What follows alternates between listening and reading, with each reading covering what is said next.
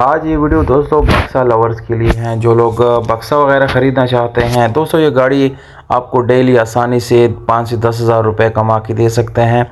और ये जो है स्मार्ट कार्ड फाइल वगैरह इसके साथ मौजूद हैं।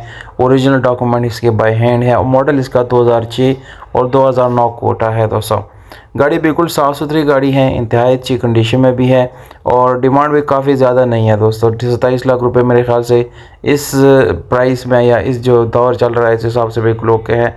लोकेशन इसका कैपी के पेशावर नौशेरा है।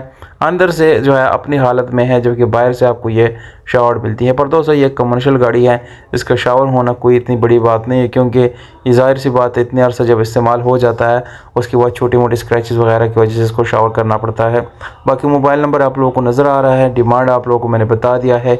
जाते जाते चैनल को सब्सक्राइब करें, वीडियो के नीचे कोई कमेंट ज़रूर करें। इंशाल्लाह मैं कोशिश करूँगा कि आपको मज़ीद इस तरह की अच्छी वीडियोज़ जो है वो दिखा सकूँ और आप इससे फ़ायदा उठा सकें। तो चैनल को सब्सक्राइब आपने ज़रूर करना है। बहुत शुक्रिया, अपना ख्याल रखें।